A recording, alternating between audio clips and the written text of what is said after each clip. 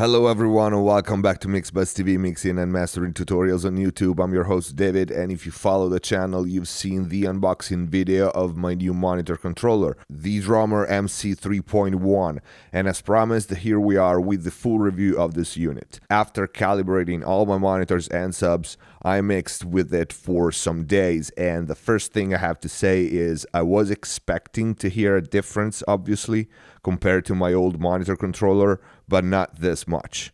The MC 3.1 really improved my monitoring a lot, and I'm not shitting you, even not counting the great onboard mixing option, which we'll see in a minute. For me, this was a long-awaited and much-needed upgrade. The monitor controller is arguably one of the most important things in anyone's monitoring chain, and I've been planning on replacing my old central station for quite some time, but I was actually waiting for this unit.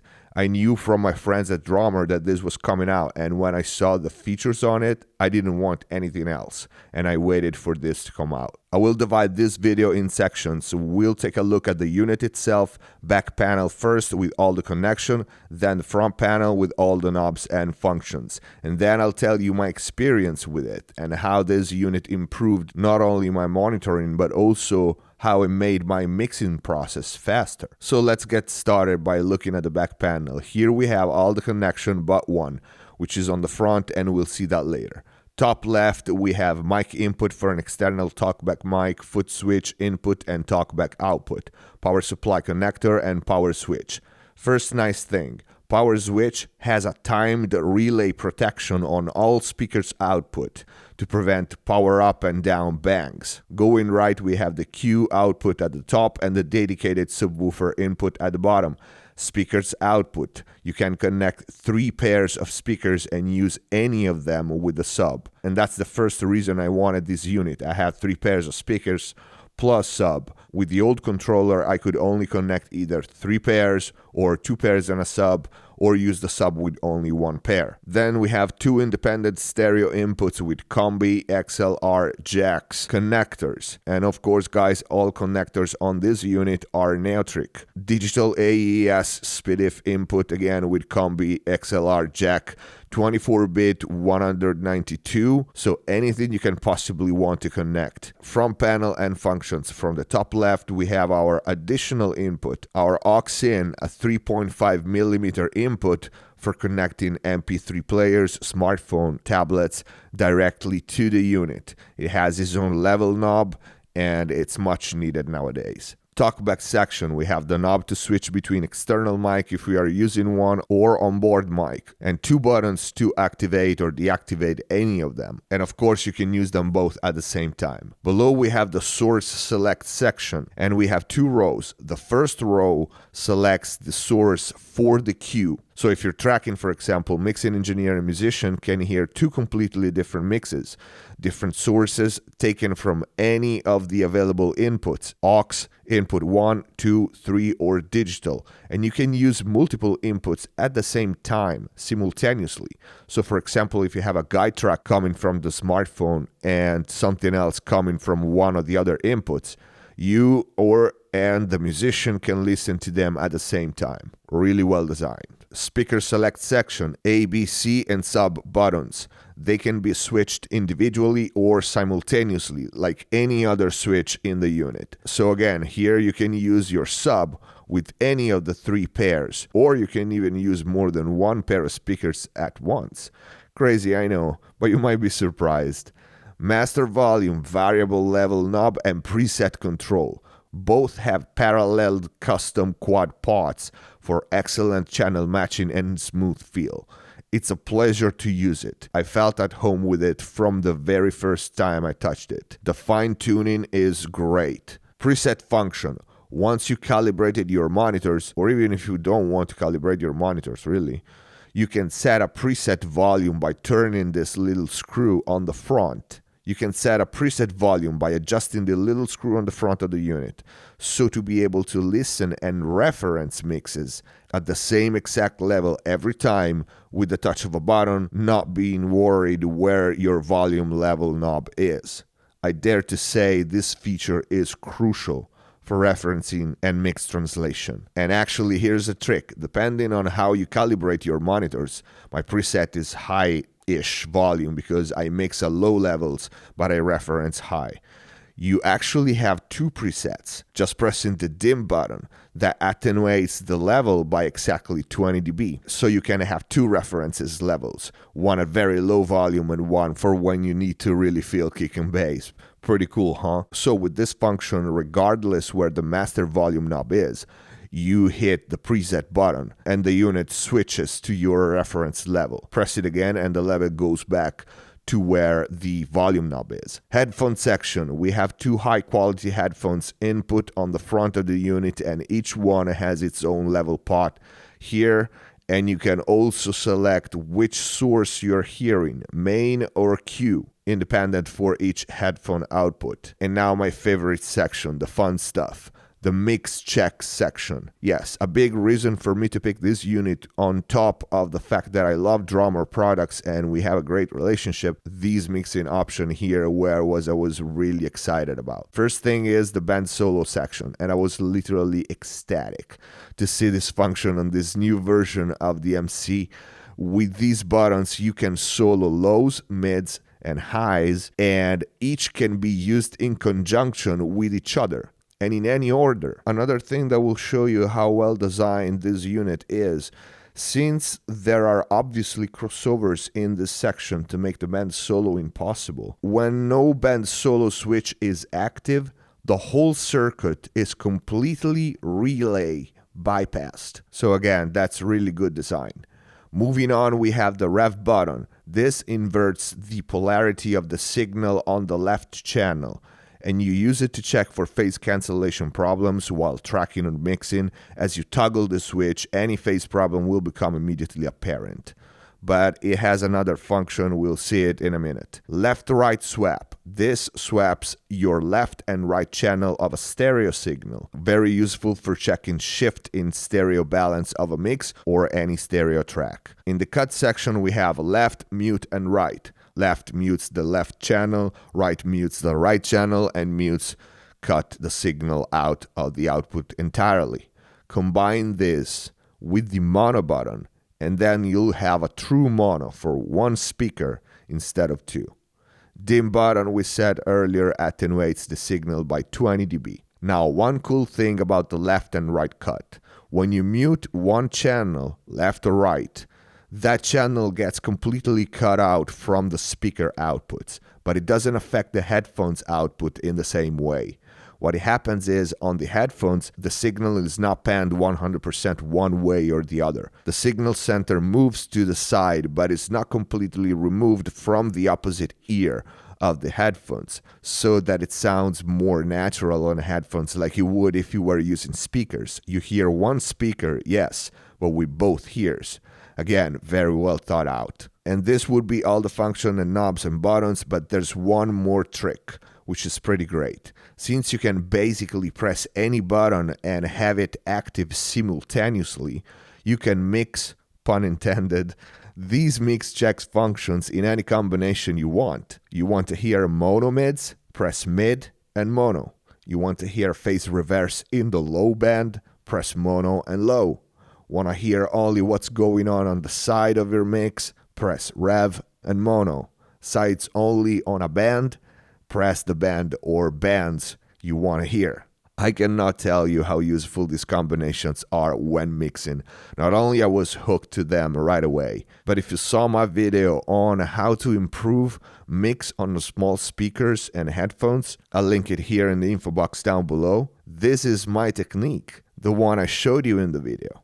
Well, I don't know if it's mine, but I've never seen anyone using it solo in band and checking the mono or the sides only on each of them. So I want to believe I had a little influence in the design of this unit, which I'm sure is not the case, but whatever. Let me believe that. Anyway, jokes aside, once you try these, once you have these mix checking options at your fingertips, you will ask yourself, how the hell did you mix without them until now? It's all about ergonomics. It's all about having it there right away. I know it's gonna be hard to grasp how useful these functions are until you try them yourself, but I want to try this. I want to put my camera here, which has a stereo mic on it, use one of my mixes and start playing with the buttons, with the mix checking buttons. And I don't know how much you'll be able to hear from the video, but I hope you'll get a general idea of all the things you can do and how useful this function can be. We'll do that for a minute. Let's go. Violet, you shouldn't be there. Violet, stay away from me. Live now, tonight, forever. Don't try to sell me one of your dreams. Violet, Violet, you're gonna regret. Violet words are poison me. Stop now, don't pull that trigger. Just try to tell me one of your dreams. Violet, Violet, I'm a feeling. And Violet,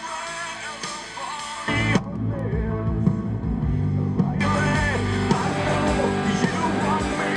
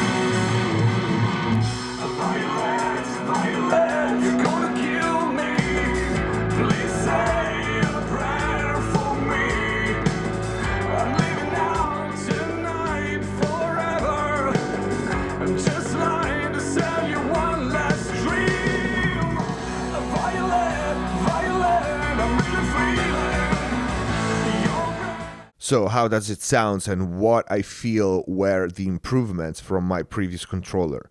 First of all, the ergonomics. The wedge format is really nice, sits on my desk perfectly, it's big enough to make a statement and for me to be able to keep it out of the way from mouse and keyboard, but still have no problem hitting any button or grab the knob without looking, because nothing is cramped.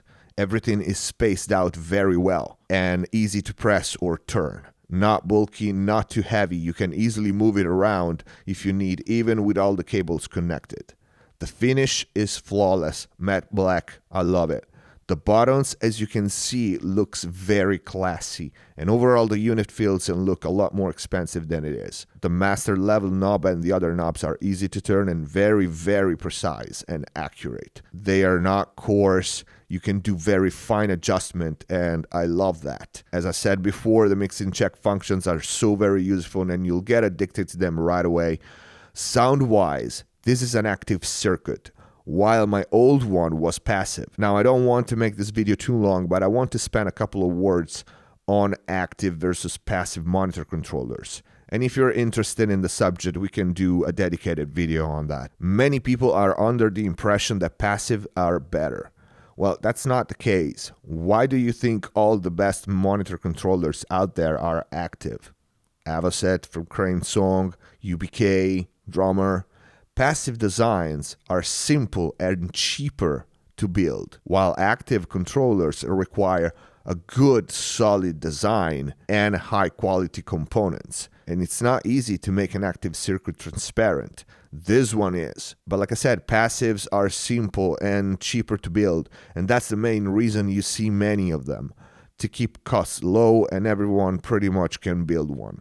But they definitely have problems, namely if they don't use a very high quality components, very expensive. The stereo image can shift as you move the level pot. That what was happening with my old controller at low volumes, for example. Other major issue with passive is the impedance of what's coming before and after, including the power amplifier on your active monitors. I won't go into details on that. Impedance is a big issue. Mono image, it's hard to get a true mono image from passive controller.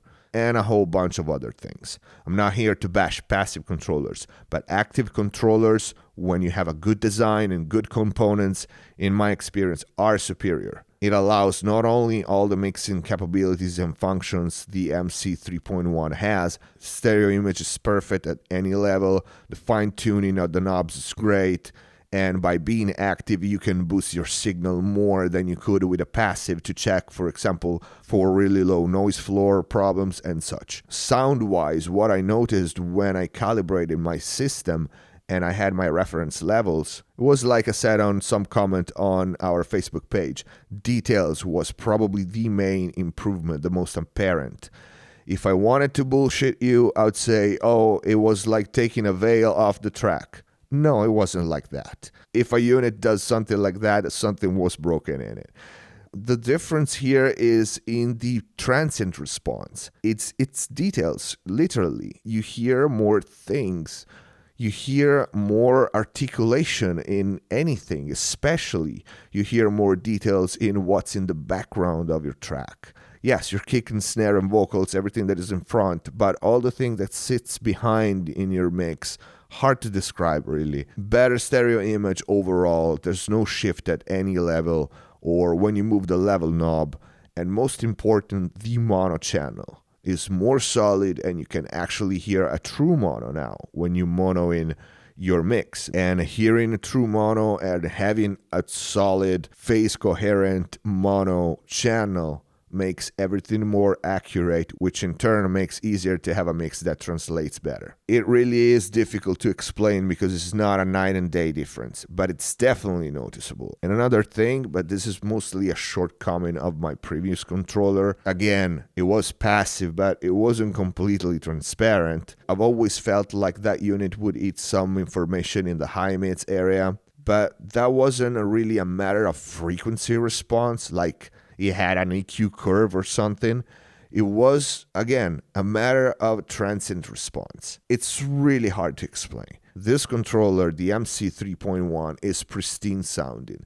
It's totally transparent, and I know because I just finished the mix for the last Lambstone album and I have fresh ear on that and the references I used. The transient response and depth with this unit are the next level. And listening to my mixes that I just finished, and I've been mixing for 16 hours a day for the last months, with this unit, it really showed me the differences. And like I said, I had fresh ears, so it was pretty apparent. As I said in my opening statement, I was expecting a difference in sound, but not this much.